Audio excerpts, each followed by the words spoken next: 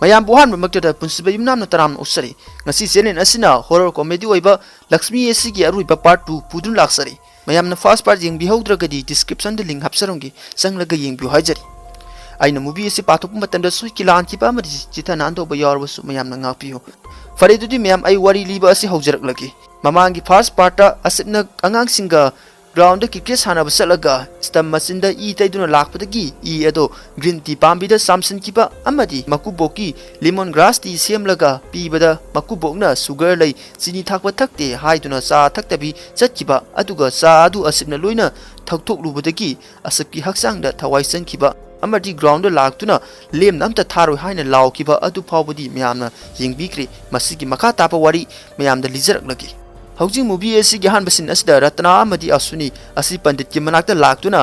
asuni na kaptuna pandit ji thawai asina I ado lekhri aikoi kaidogani hain hangi pandit asina thawai ado yamna tamthiraba sakti leraba thawai ama ore mahapu aina phajin bading ngamloi thawai asi gi maramdadi aina haiba ngamgani aduga thoklibagi upasidi aingonda leiti ngakpi gani harami masdagi asuni amadi ratna asi mandir adu dei kumtharakli asuni na karma makhan gi pandino laina di haiba ngamlaga hidakti leiti asiguma doctor asidi license cancel tawgadabani hari mamana doctor na te pandit ni hari asuni na kaptuna ima uredana ai ese ngawre hari aduga idea ama laktuna ima ai please ama khangi father di menu mamana father di menu bu kanano Mamona, Father di menu haripse, cross mark paiduna, Patra Patawai Kiabu, Tantui, Aigi Pam digi number logi haibaga, Mamana, Mapam Palapategi Yatri, Aduga Haida E, Nahanga Padar ama Kangbakum, Aisu Bir Baba ama Kangi Haina, Masindagi Hydrocli. Asumna Masindagi Ratanana Kangogdan Hydroc Pasida, Sanawas Bir Baba Gim number Lake Bani, Aina Hana Mangona Pon Karigi, Tauki Drivano Hairaga, Baba Asta Ratanana Pon Taurami. Phone adu parapaga ratanana kaptuna bir baba akoi jumda thawai ama sanglaktuna imung asibu mang tahan gadori masdagi ngak thuknaba upai lebra hain hangi bir baba asina asmri dagada ai leri nongni leraga halakani nakoi bu seksina karisu tawduna leinabagi aina mapuda khurumjaraki nongni leraga aigi nakta lau hairami aduga phone adu thamkre masdagi ratanana mamogda yumda salasi hari adubu asunidi yum aduda thawai lebenina kiduna salasi habi yatre adubu mamana themduna chatminakre Makoi ani na halak pada sanchina nakoi kara di salubagi nakoi shopping chaloidra hangi asunina satkani tuna losilaga laki haram laga sangkri rasmina mapada asipsu shopping chapa yawa pami habadi mabusu pubiki ba yagadra hangi sanchina hoi purak lo harami masdagi rasmi asi yamna harauna mapada thank you harami mapana yabirpa asida masigi matung makoi sari yumpham amada lagli aduga ratanana sanchinda sari asi fajabra rasmi ga chana gadra hain hangi sanchina fajai harami Masdagi ratanana rasmi bu kauduna sari isi try tau harami rasmina sari adu asipta masi ai try tau ge hari asipna hoi tau harami sachina ratanada ai nahambadadi rasmina khaliba nupa ase aran bani khanchibani adubu haujidi rasmina khaliba nupa ase asumba nupa oiramle karigumba ina rasmi gi nupa thiramlagasu asikumna phabadi thengnaram noi hairi ratanana asipta hayu haraujana bahari Hanadi Sachina Asibase Drama Manadi Haibagi Saukibani, Adubu Hausi, Saubo for a habase, a coin a Kamungable. Asunina Asipta Rasmiki Safras or in a pinaba, Sari Emma Yutana Hari. Mastagi Asipna Sari Sing Sing Lakpada, Angang Masuki Sari Emma Ubadagi,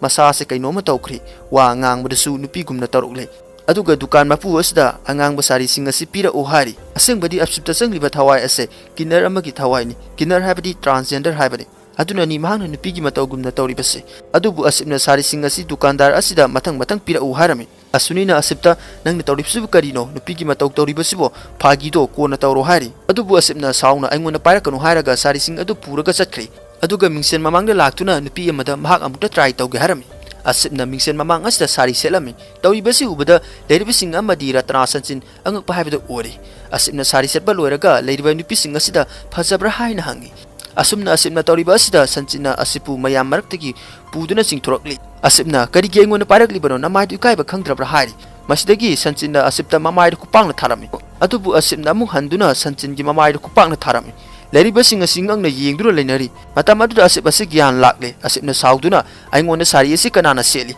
namaidu ikaiba ga amta khangdrabra nayanu pabu asumna tawriba sibo mayam mamangna kumahigumna karigi ngalibano haraga sauduna mafam adudagi chatkri Tanza adu rasmi su dress adu try tawruga lakli madi tawribase amta khanghaudri uhaudri rasmi na mama da pi asi mak yamna pami haibadagi mama na pi tawrasi hairaga chatkri Mathangi sinda Deepak amadi Aswini tumlingai Aswinina gungru makon taraklami. Masidagi Aswini asi yumgi mathakta kina kakalaklami. Aswinina asip asi khuji angangwa siduna leribasi ure. Asipti khuji asi siraga yamna harauri. Masidagi Aswini asi Rasmigi rumda laktuna thong tilaklami. Rasmina thong adu hangdoklubada Aswinina nang uhobra nangi nupado yum mathakta khuji siduna dance tahori hari. Rasmina nangbu ngawrabro mari tumduna leri harami. Aswinina yenglubada asip asi tumduna leiramle. Masi ubada mahak ngakpa habdo ori. Rasmina nangbu yuga thaklurabra hain hangi. Aswinina thakti haina wasakli. Rasmina nang mangphattaba mangboiramlani chalu haraga chalhankre. Aduga Rasmisu amu kakalaktuna tungkre. Adubu tumliba asip asidi khuji angangba siduna leiramle. Aduga khuji ama mahangna tidokle. Aduga nakan amada asipna tudokliba khuji matek ama Pankajki yu glass manungda tarakle. Masidagi khuji adu lauthokpaga mafam adu leiriba fridge adu mathanda nomlakle.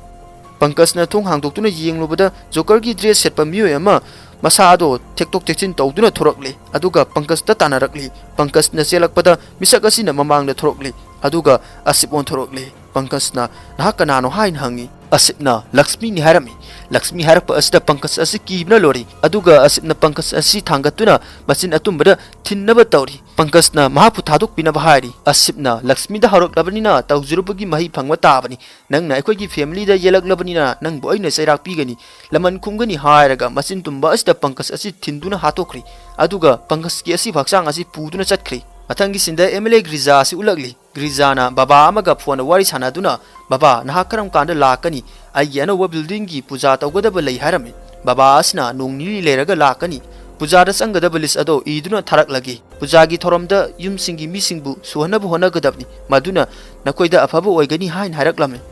Asumna phone adu thamnakre. Grizana Pankaj bukorami. Adubu magi security amana Pankaj ngasigi laktri. Magi phone su op lei harami. Griza gi manaw nupa Angatna yu yamna thakpatigi ngawduna taduna leramgani gyan taraga halaksara sin hari. Grizana mahangna sumna hana am pawdi tawdabani hari. Mathangi sinda asipna Aswinida aigi gizar ado yahaudre aduna nangi barumda ay amukta iruzagi hari. Aswinina su yari aduga asipta garang numidang yum matakta kuji siraga tawribadu kaidawribano hain hangi. Asipna noktuna doctor da yengtho haramlaga sangkhri. Aswinina aibu karigi doctor gi manakta chalu haribano. Aina haribasi kanana thajabigani. Adubu mahakna di nati hari. Maram asina ai doctor da chataba yadre. Adubu aina haribasi di chumi mahakni tangarang lehoribudo haina samamnana khalli. Masigi matung Aswini barum da sanglakpada barum masida khonggi mami amadi haldi ngakta ngaiduna leiramle. Mayam haldi haribasi aikhoigi mitailonda hairagadi yangang powder asina sing haptuna semba amani. Masi mapalonggi nupisingna irujabada sijane. Masibuni haldi haribasi. Aswinina magi haldi singasi loina season ramba asida angak pahaibda ori. Masidagi Aswini Ratna amadi Sachin Rasmi gi manakta lakli. Aswinina Rasmida nang khanglabra nangi nupana aigi barumda kari tawrami haiba. Rasmina kari tawram lagi hain hangi. Aswinina mahangna aigi barumda irujaba sangkraga aina thamba haldigi patra adu nangi nupana masapumba loina taiduna irujakre. Aduna aina haribasini Rasmi nangi nupase kari nomdi tawri. Rasmina mamada ima man haribasi karino ngarang su khuji gi maramda haramlibani hari. Aswinina Ratnada ngarang nungdang asi asipna yum mathakta khuji siduna dance tawrami. Aina haribase asingbani hari. Ratnana Rasmida asipna sari gi dukan mafam aduda nupi dauna sari selibani hari. Sachin macha nupida mahangna su aigi maida kupangna thaki. Aikhoin haribase asumbani hari. Rasmina nakoina asipase yaningde pamde haiba khangi. Aduna sengna adum hayu mangonda asumna maran siganu hari. Aswinina Rasmida aingonda idea ama lei ado asip karade saki hain hangli. Rasmina khalin unaba chatkibani nungdang waram halakani harami. Aswinina horen asipna halaklaga mabu guest barum da maha iruju hanse. Barum aduda aina haldi gi patra ado thamlam lagi. Aduga yengu nangi nupana haldi taituna irujabado hairi. Adubu Rasmina di makoin hari base thajaramde. Hauji numidang tare asip halakba makoina ngairi. Asip su yumda halakle. Ratnana asip nang lakledana aikoi nangbu ngairi bani saksamina nabagi hari. Asipna ai irujaraga laki harami. Rasmina asip nang waramlani guest barum da irujaruro aina nangi firon su loina thamlamlabani harami.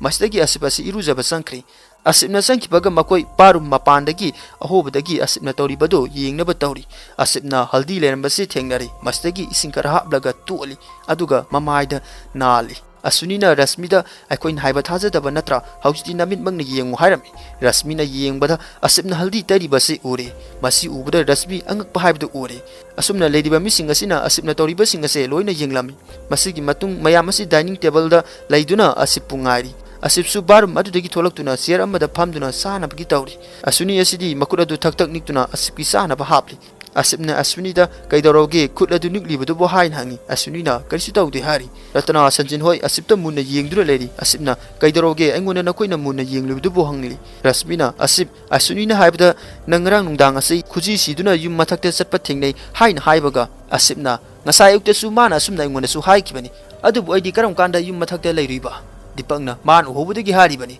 Sachina Sari Gisor Maduda Karigi Mayamamanga, Lupido no Sari Setlibano, Ratanana, Aduga Hoxibarum, the Nasapumba Haldi Teddy Bakarikin Hari. Asipna Mani Bokta, Nasikayam Taxiluroge Hari. Dipagna Nangi Kongasi, Hangapalo Ripisikarikin Hungly. Sachina, Nupina Tagodabado, Nanga Tori Basikarikin Hari. Makoi Mayam Nasipta, Oida Bangangano, Haldi Taiba, Kuzi Siba, Kudimangase, I coin a loin of Horabani Harami. Adubu Asipna, Fare, Kanglabanina, Saksari Saina, Nupigi Mong Hirakli. Dipangna Sari Seliba, Haldi Tariba, Kuzi Siba Kudimakse, Asumna Karigi Tauribano, Pakumpi Uhaiduna, Asipki Lingjum the Paidun Hangli, Asimna, Kudadulok to Uhari, Adubu Dipangna Kudadulok took the Pakumpi, Haina Hangbasida, Asip, Shauduna, Dipak the Lauduna, Nupida Puna Batoriba Haraga, Dipakasi, Futakri, Asip Dipakimanata Sung Silaktuna, Kaidaure, Tawamisanga to Urabra, Kadang Ado Tek Labrahari. Dipafu Basida Asunina Kaptuna, Kina Asipta, Mapura Babu Pubidana Bahajari. Asipna Puno Bahiraga, Asunida, Kupanga Taduna, Chaskro Hari, Asipna, Wari Sanarambadigi, Nupida could target or than Hiraga, Ratanada, Nupida could Tarabadin Hag, Garitogoni, Mido Fugadrahangi, Ratanana Kina, Furoi Haina, Asipta Hari, Adubu Asipna, Gari Haibahin Harakpadagi, Ratanana, Funi Hirami. Masdagi Asipasi Saksapa Hokri, Aduka Inzanga Sisu Yamna, how we Haina Suhirami. Lady Bissing a city, Kibra Lori, Asit Masaringi, Masara Kanagumamagi, Tawaiso Muksangli. Aduka Saksaba Ado, Makuoina Muksakri, Sasina Nugna, Karigino Nanga could oiduna muk, Saksari with the Bohain Hangi. Adubu Asipna Wanga, Travel in Gitauraga, Yen Mafayama, Amukta Zatokri, Masi with the Makoidi Nakpana Loikri, Asipna, Sintu, Saksarula or Haina Kauri, the Ribusing the Kauri Basikarai, no Koi late to Ningli. Aduga, Asipta, Sintu Gitawa as a sankri, Aduga Asipasi, Angang Dona Muntokri, Aduga Mana Pamba, Zikaloli Popa Malauraga, Bafam Asta Pamduna Sakani Hari. Aduga settle Sidala o Haibaga, storeroom the gi, Udal horse adu matanta lakli. Masi Uda Ratanamadi Asuni Siki Duna, see and get over Asipta Laksmi Tawai Amuksang, Angang Sigi Tawai Amuksang, Aduga, Muslim Nupa Magitawai Amuksang, Dauduna, Makoi Butatuna, Ratana Amadi Asunida, Nakoi no question Mayam Hangdine, Garigi Sari Selibano, Kuzi Siribano, Haldi Teribano Haidana. Adubu aina mafam asta thabak ama pangthokpa laklibani karigumba aigi thabak ta yelaba karigumba aigi lambida thingnam honaragadi nakoibu futhare khangledana aduga ai hauji kanaguma ma hanaba salani hairaga rasmida sintuki thawaina bye bye mama hairaga satkre masdagi makoi ase kaptuna lehora asibda sangliba thawai ase ahumni kana no habdu movie asigi makha tarakpada soidana khangani matangi sinda grizagi mana nupa angad asi magi girlfriend amaga hotel amada lagli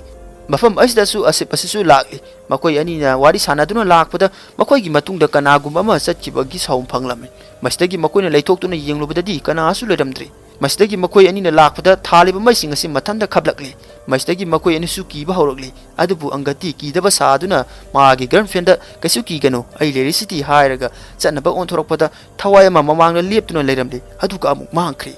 Angat Amadi, the PSUki Lori. Aduga, Kanano Mafam still lady, but si high and loud. Makoi any mamang winning the Tawai Anina Tatuna lady. Masi Uba Makoi any siki, even a gun and laurame. Aduga, Tawai singer to su among mankre. Angat Masado Pakana, Tonga Taduna, Gungna lady, Magi Granfin Asina, Uzuki Makoi to Bukana, Kanano high hangi. Angatna, Amanagi mani, Amanagi pani, Makoi Mafam still dinnergi the Makta Lak live and high and Harry. Masdagi to PS in a Mafam was Tadu to Nasalasi Harry. Matamadu Angadasi Tong Manung dagi, could Amana Tindorotuna, Mabu Paduna 16 cre. Masdagi no PC Kiduna Mafam Adu Tatu to Siancre, so am the Ratana Sansinhoi, Rum Amada, Sorgi photo Kayama Consinduna, Kina lady. Mafam must that Hawaii Sambangam Danavani Haiduna photo Kayamasu one the tilly. Rasmina Rum Asida Sanglactuna, Baba, I quake cutting Makarati Tauxi Hari. Sachina, Aseptain Hana Lana Kalubani, Magase Patama Midinati, Mangwanda Kanagumba Magi, Tawai Sangduna Lady Bani, Aduna, I quake Puna, Magi Mating, Bangdaba Yadavani Hari. Ratanana ngasi asi asipu Senawas Birbabagi manakta puduna chatsi hari Rasmina aduna aikoi puna asipta hairusi hari masidagi makoi asiki manakta laktuna thung thilam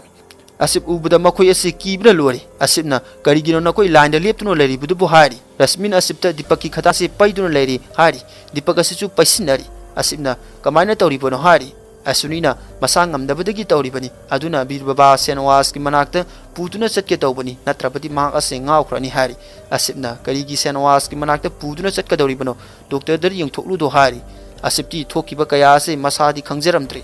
sachina lumduna asipta nangsu chalusi habidagi asipna su chatpasida yare masidagi makoi Senawas ki manakta lakle mafam asda migi haksangdagi thawai kaya ma tanthokna honarami adubu asipna lapu ubda thawai sangliba Missing asina asipta yengduna noksilaklam Rasmina asipasi manung sang na bahari adubu asipna yadri matam aduda Senawas Birbaba asi thoraktuna manung sang la ulo hari masdagi asipasi Lakshmi ki thawai sangduna sanglak loi hari masdagi Birbaba asina mantra sonduna kariguma ma asipta kambada asipasi lamaida taduna laikri magi masada ki thawai asu thokri ratnana baba buddha si chakhrabra hangli Baba asina chate ah yamna powerful oikre haujik ai thabak sili aduna ai nungdang nakoi gi yumda laktuna puja tauksi harame mathangi sinda nupa amna walking chelakpada apumba manam namlakpadagi yenglubada mafam masda asi bhaksa ama phumduna leiba thengnarame mastagi police ta call torame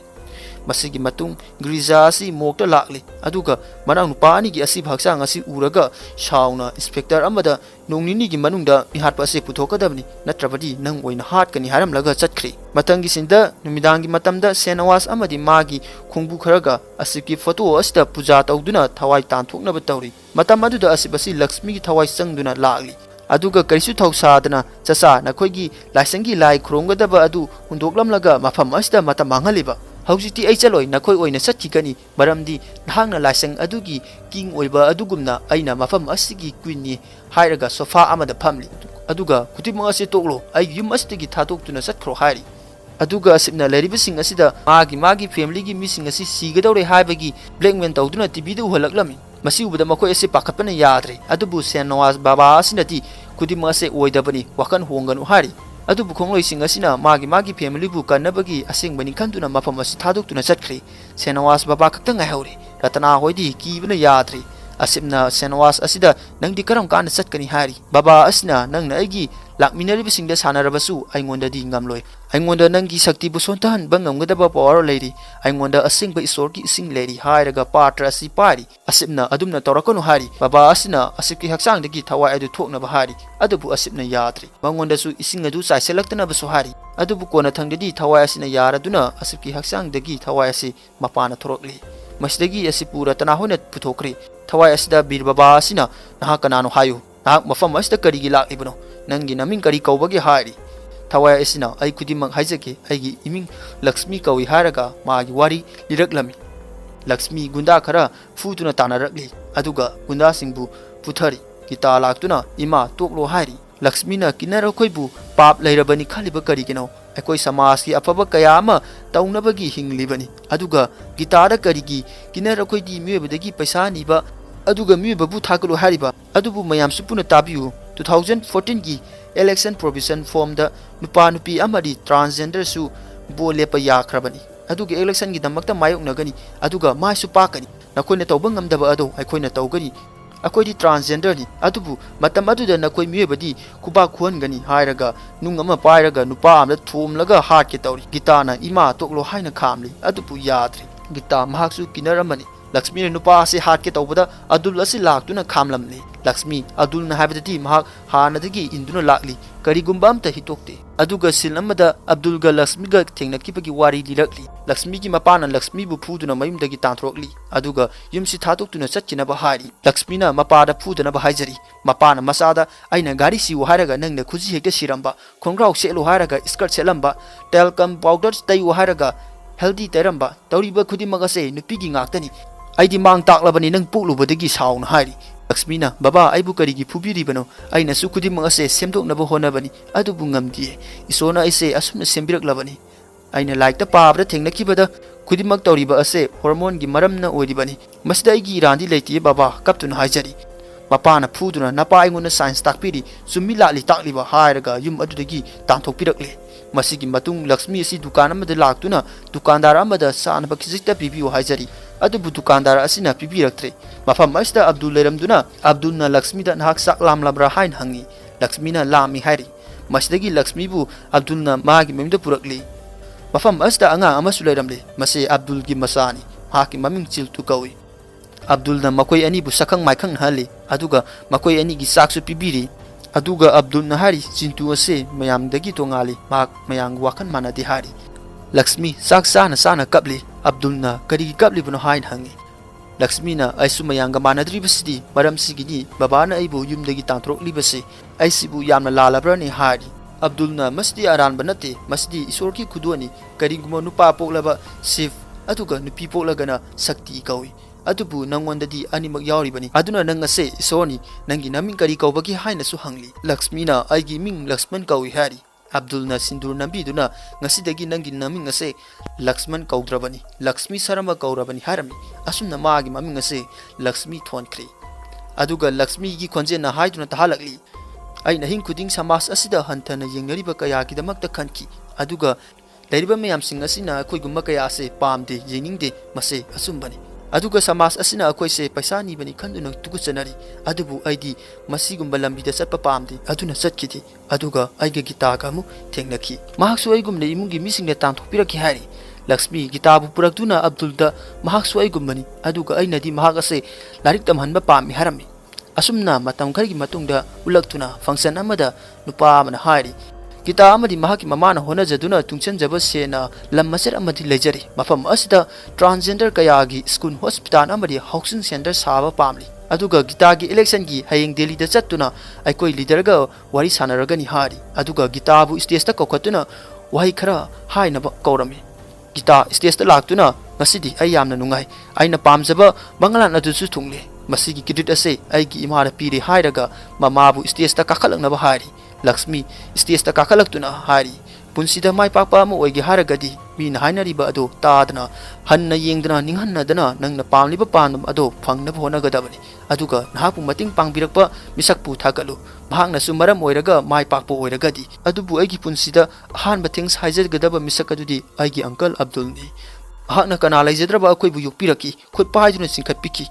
aduga kitana kinar samas kidamak mahangna kayam honari bangonda ani subatheng saijari mahangna kinar singi tawbiri basina akoi sauthokjabani hari aduga kaptuna makhatana muharakli mayamadi akoi ase kinarni haiduna tukutsai daw yaroi haina hainari kaungnari ngangnari aigi ipana ai ase mayanga manade khanglakpadagi aibu makoina yumdagi tanthokpiraki aibu kanasu leitaba ohenki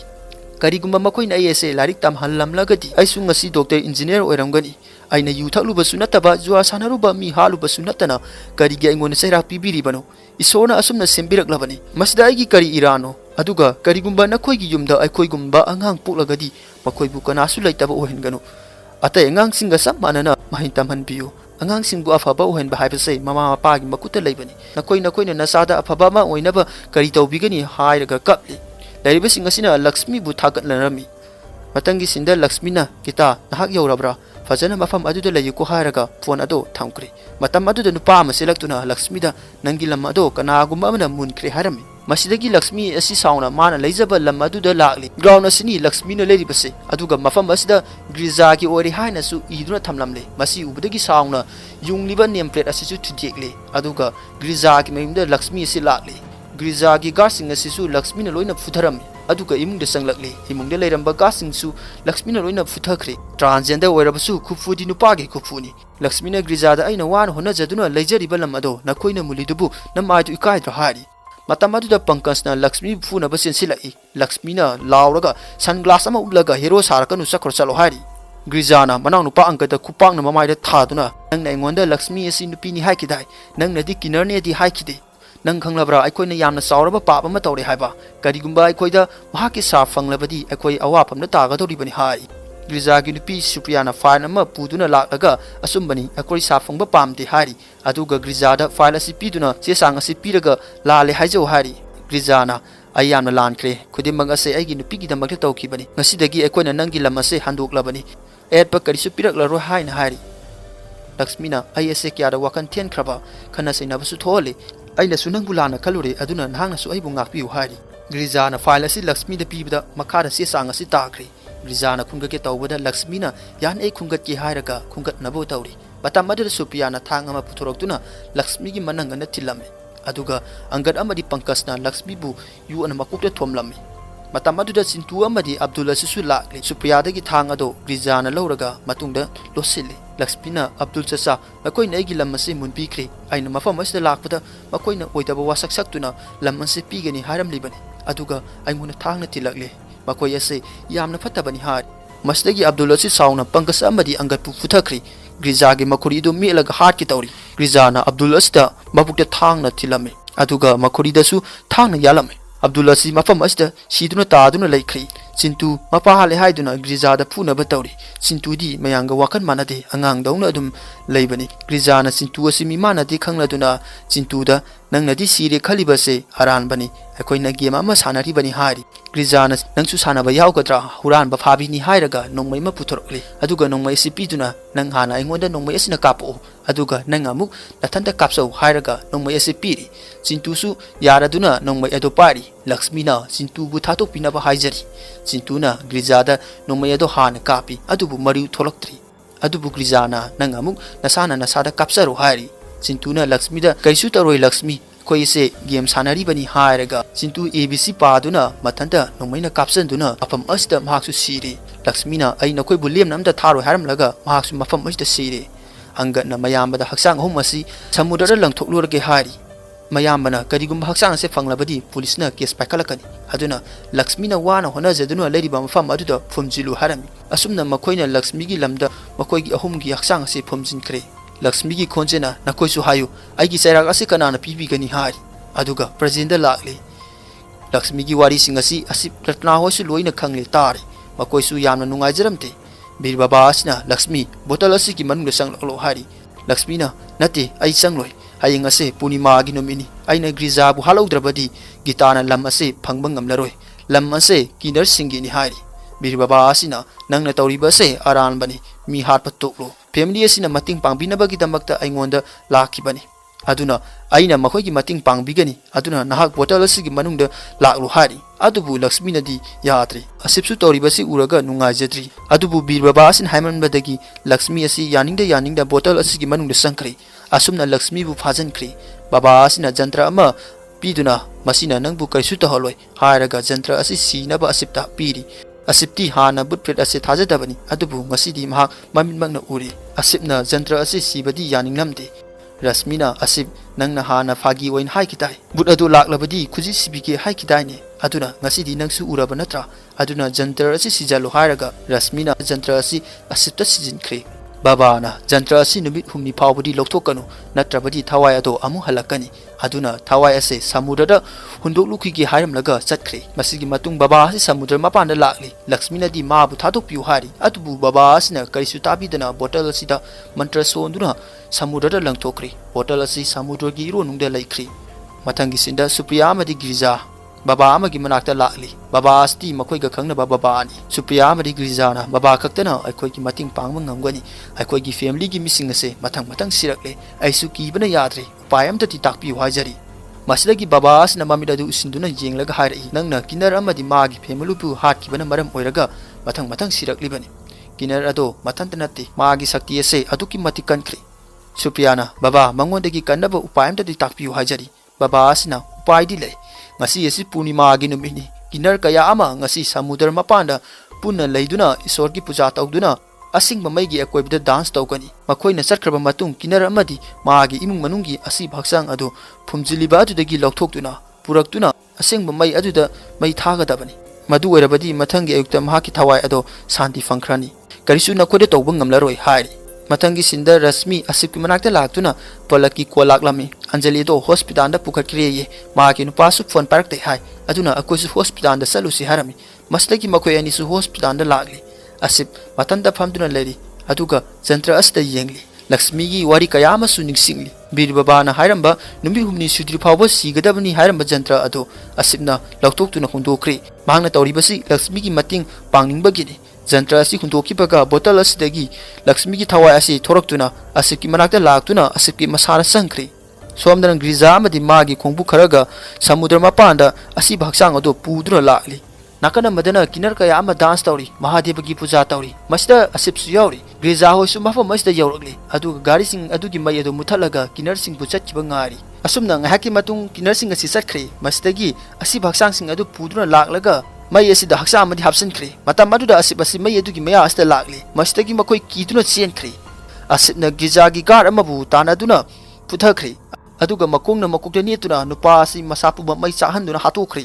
ꯑꯗꯨꯒ ꯒꯥꯔꯗ ꯑꯃꯕꯨꯁꯨ ꯇꯥꯟꯅꯔꯛꯇꯨꯅ ꯊꯥꯡ ꯑꯃꯅ ꯃꯁꯥ ꯑꯗꯨ ꯈꯥꯏꯗꯨꯅ ꯍꯥꯠꯇꯣꯛꯈ꯭ꯔꯦ ꯑꯁꯨꯝꯅ ꯃꯊꯪ ꯃꯊꯪ ꯒꯥꯔꯗꯁꯤꯡ ꯑꯁꯤ ꯂꯣꯏꯅ ꯍꯥꯠꯇꯣꯛꯈ꯭ꯔꯦ ꯁꯨꯄ꯭ꯔꯤꯌꯥ ꯃꯥꯅ ꯆꯦꯜꯂꯛꯄꯗ ꯑꯁꯤꯞꯅ ꯊꯠꯈ꯭ꯔꯦ ꯒ꯭ꯔꯤꯖꯥꯅ ꯃꯥꯒꯤ ꯅꯨꯄꯤꯕꯨ ꯆꯦꯜꯂꯛꯅꯕ ꯂꯥꯎꯔꯤ ꯑꯁꯤꯞꯅ ꯁꯨꯄ꯭ꯔꯤꯌꯥꯗ ꯊꯥꯡ ꯑꯃ ꯄꯨꯊꯣꯔꯛꯇꯨꯅ ꯄꯤꯔꯤ ꯁꯨꯄ꯭ꯔꯤꯌꯥ ꯑꯁꯤ ꯂꯛꯁꯃꯤꯒꯤ ꯊꯋꯥꯏ ꯑꯁꯤꯅ ꯃꯥꯏꯟ ꯑꯁꯤ ꯀꯟꯇ꯭ꯔꯣꯜ ꯇꯧꯈ꯭ꯔꯦ ꯇꯧꯔꯤꯕꯁꯤ ꯀꯔꯤꯅꯣ ꯍꯥꯏꯕ ꯈꯪꯗ꯭ꯔꯦ ꯑꯗꯨꯒ ꯃꯊꯟꯇ ꯊꯥꯡꯅ ꯍꯟꯖꯟ ꯍꯟꯖꯟ ꯊꯤꯟꯗꯨꯅ ꯁꯤꯖꯈ꯭ꯔꯦ ꯃꯁꯤ ꯎꯕꯗ ꯑꯁꯤꯞ ꯑꯁꯤꯗꯤ ꯍꯔꯥꯎꯔꯤ ꯒ꯭ꯔꯤꯖꯥ ꯊꯋꯥꯏ ꯍꯤꯡꯖꯅꯕ ꯆꯦꯟꯈ꯭ꯔꯦ ꯃꯥꯅ ꯆꯦꯜꯂꯛꯄꯗ ꯃꯟꯗꯤꯔ ꯑꯃ ꯂꯩꯔꯝꯂꯦ ꯃꯁꯤꯒꯤ ꯃꯅꯨꯡꯗ ꯃꯍꯥꯛ ꯆꯪꯗꯨꯅ ꯂꯩꯈ꯭ꯔꯦ ꯃꯐꯝ ꯑꯁꯤꯗ ꯀꯤꯟꯅꯔ ꯀꯌꯥ ꯑꯃꯁꯨ ꯂꯥꯛꯂꯦ ꯑꯗꯨꯒ ꯒ꯭ꯔꯤꯖꯥꯅ ꯃꯍꯥꯛꯇꯤ ꯃꯟꯗꯤꯔꯒꯤ ꯃꯅꯨꯡꯗ ꯂꯩꯔꯕꯅꯤ ꯀꯔꯤꯁꯨ ꯇꯧꯔꯔꯣꯏ ꯈꯟꯗꯨꯅ ꯀꯤꯟꯅꯔꯁꯤꯡꯗ ꯅꯈꯣꯏꯒꯤ ꯂꯛꯁꯃꯤꯗꯨ ꯀꯗꯥꯏꯗ ꯂꯩꯈ꯭ꯔꯕꯒꯦ ꯀꯧꯔꯛꯑꯣ ꯍꯥꯏꯅ ꯎꯁꯤꯇꯅ ꯍꯥꯏꯔꯤ ꯃꯁꯤꯗꯒꯤ ꯑꯁꯤꯞ ꯑꯁꯤ ꯂꯩꯔꯤꯕ ꯃꯌꯥꯝ ꯑꯁꯤꯒꯤ ꯃꯅꯨꯡꯗꯒꯤ ꯆꯣꯡꯊꯣꯔꯛꯂꯦ ꯒ꯭ꯔꯤꯖꯥꯅ ꯎꯁꯤꯇꯅ ꯅꯍꯥꯛ ꯃꯟꯗꯤꯔ ꯑꯁꯤꯒꯤ ꯃꯅꯨꯡꯗ ꯆꯪꯂꯛꯂꯣ ꯁꯤꯗꯗꯤ ꯅꯪ ꯀꯩꯗꯧꯅꯨꯡꯗꯁꯨ ꯂꯥꯛꯄ ꯉꯝꯂꯣꯏ ꯃꯁꯤ ꯃꯟꯗꯤꯔꯅꯤ ꯄꯨꯡ 3 ꯈꯛꯇ ꯉꯥꯏꯔꯕꯅꯤ ꯄꯨꯔꯅꯤꯃꯥꯁꯨ ꯂꯣꯏꯈ꯭ꯔꯒꯅꯤ ꯑꯉꯟꯕ ꯑꯌꯨꯛꯇ ꯅꯪꯁꯨ ꯃꯇꯝ ꯄꯨꯝꯕꯒꯤ ꯆꯠꯈ꯭ꯔꯅꯤ ꯃꯁꯤꯒꯤ ꯃꯇꯨꯡ ꯅꯪꯅ ꯑꯩꯉꯣꯟꯗ ꯀꯔꯤꯁꯨ ꯇꯧꯕ ꯉꯝꯂꯔꯣꯏ ꯍꯥꯏꯔꯒ ꯀꯔꯦꯝꯅꯅ ꯅꯣꯛꯂꯤ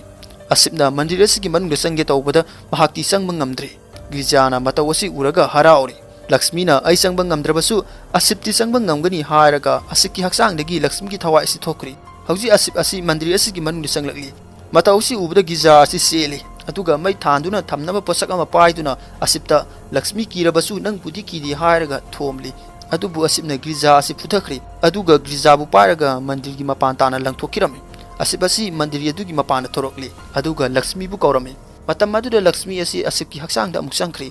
ꯒ꯭ꯔꯤꯖꯥ ꯆꯦꯟꯐꯝ ꯂꯩꯇ꯭ꯔꯦ ꯀꯤꯟꯅꯔ ꯀꯌꯥ ꯑꯃꯅꯁꯨ ꯊꯠꯇꯨꯅ ꯊꯝꯂꯦ ꯑꯁꯤꯞꯅ ꯒ꯭ꯔꯤꯖꯥ ꯑꯁꯤꯕꯨ ꯄꯨꯊꯔꯤ ꯑꯗꯨꯒ ꯂꯩꯔꯤꯕ ꯀꯤꯟꯅꯔꯁꯤꯡ ꯑꯁꯤꯅ ꯒ꯭ꯔꯤꯖꯥꯕꯨ ꯑꯁꯤꯞꯀꯤ ꯃꯅꯥꯛꯇ ꯑꯃꯨꯛ ꯏꯁꯤꯜꯂꯤ ꯑꯁꯤꯞꯅ ꯇ꯭ꯔꯤꯁꯨꯟ ꯑꯃ ꯃꯈꯨꯠꯇ ꯊꯣꯛꯍꯟꯗꯨꯅ ꯒ꯭ꯔꯤꯖꯥ ꯑꯁꯤꯕꯨ ꯊꯤꯟꯗꯨꯅ ꯍꯥꯠꯈ꯭ꯔꯤ ꯑꯗꯨꯒ ꯒ꯭ꯔꯤꯖꯥꯕꯨ ꯁꯃꯨꯗ꯭ꯔꯗ ꯂꯪꯈ꯭ꯔꯤ ꯃꯍꯥꯛꯅ ꯃꯥꯒꯤ ꯐꯦꯃꯤꯂꯤ ꯑꯃꯗꯤ ꯃꯍꯥꯛꯀꯤ ꯂꯃꯟ ꯈꯨꯝꯈ꯭ꯔꯤ ꯑꯁꯨꯝꯅ ꯁꯤꯟ ꯑꯁꯤ ꯊꯥ 3ꯒꯤ ꯃꯇꯨꯡꯗ ꯂꯩꯔꯒ ꯑꯃꯨꯛ ꯎꯠꯂꯛꯂꯤ ꯂꯛꯁꯃꯤꯒꯤ ꯂꯝ ꯑꯁꯤ ꯐꯪꯂꯕ ꯃꯇꯨꯡ ꯃꯐꯝ ꯑꯁꯤꯗ ꯍꯣꯁꯄꯤꯇꯥꯜ ꯁꯥꯔꯝꯕ ꯑꯁꯤꯁꯨ ꯎꯠꯂꯛꯂꯤ ꯍꯣꯁꯄꯤꯇꯥꯜ ꯑꯁꯤ ꯁꯥꯕꯗ ꯑꯁꯤꯞꯅ ꯃꯇꯦꯡ ꯆꯥꯎꯅ ꯄꯥꯡꯈꯤ ꯃꯐꯝ ꯑꯁꯤꯗ ꯑꯁꯤꯞ ꯑꯃꯗꯤ ꯔꯁꯃꯤꯁꯨ ꯋꯥꯔꯤ ꯁꯥꯅꯔꯤ ꯑꯁꯤꯞꯅ ꯔꯁꯃꯤꯗ ꯑꯩꯅ ꯃꯤꯑꯣꯏꯕꯒꯤ ꯋꯥꯈꯜꯗꯒꯤ ꯕ꯭ꯂꯨꯄ꯭ꯔꯤꯟꯠ ꯂꯧꯊꯣꯛꯅꯕ ꯍꯣꯠꯅꯩ ꯑꯗꯨꯕꯨ ꯂꯛꯁꯃꯤꯅꯗꯤ ꯁꯃꯥꯖ ꯑꯁꯤꯗ ꯐꯠꯇ꯭ꯔꯕ ꯀꯌꯥꯕꯨ ꯂꯣꯏꯁꯤꯜꯂꯤ ꯔꯁꯃꯤꯅ ꯑꯩꯈꯣꯏꯅ ꯅꯨꯄꯥ ꯅꯨꯄꯤ ꯇ꯭ꯔꯥꯟꯁꯖꯦꯟꯗꯔ ꯍꯥꯏꯅ ꯈꯥꯏꯗꯣꯛꯆꯔꯕꯁꯨ ꯏꯃꯣꯁꯟ ꯑꯃꯒ ꯂꯣꯏꯅꯅ ꯌꯦꯡꯂꯒꯗꯤ ꯈꯨꯗꯤꯡꯃꯛ ꯑꯁꯤ ꯆꯞ ꯃꯥꯟꯅꯩ ꯍꯥꯏꯔꯤ ꯃꯇꯝ ꯑꯗꯨꯗ ꯒꯤꯇꯥ ꯂꯥꯛꯇꯨꯅ ꯑꯁꯤꯞꯇ ꯃꯈꯣꯏꯅ ꯇꯧꯕꯤꯔꯤꯕꯁꯤꯡꯒꯤꯗꯃꯛꯇ ꯊꯥꯒꯠꯄ ꯐꯣꯡꯗꯣꯛꯂꯤ ꯔꯁꯃꯤꯅ ꯒꯤꯇꯥꯗ ꯅꯍꯥꯛꯅ ꯕꯣꯜ ꯂꯦꯞꯇꯨꯅ ꯃꯥꯏ ꯄꯥꯛꯂꯒ ꯑꯩꯈꯣꯏ ꯄꯨꯟꯅ ꯄꯥꯔꯇꯤ ꯇꯧꯕꯤꯌꯨ ꯍꯥꯏꯔꯤ ꯃꯇꯝ ꯑꯗꯨꯗ ꯀꯤꯟꯅꯔ ꯑꯃ ꯂꯥꯛꯇꯨꯅ ꯒꯤꯇꯥꯗ ꯑꯣꯄꯣꯖꯤꯁꯟ ꯄꯥꯔꯇꯤꯒꯤ ꯒꯨꯟꯗꯥꯁꯤꯡꯅ ꯑꯩꯈꯣꯏꯒꯤ ꯄꯣꯁꯇꯔꯁꯤꯡ ꯃꯩ ꯊꯥꯗꯣꯛꯈ꯭ꯔꯦ ꯃꯈꯣꯏꯅ ꯈꯨꯗꯤꯡꯃꯛ ꯑꯁꯤ ꯊꯨꯒꯥꯏꯗꯨꯅ ꯆꯌꯦꯠꯅꯕ ꯊꯣꯛꯍꯧꯔꯦ ꯍꯥꯏꯗꯨꯅ ꯄꯥꯎ ꯇꯝꯂꯤ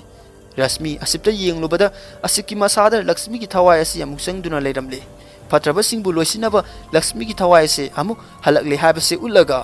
ꯃꯨꯚꯤ ꯑꯁꯤ ꯃꯇꯥꯡ ꯑꯁꯤꯗ ꯂꯣꯏꯁꯤꯜꯂꯦ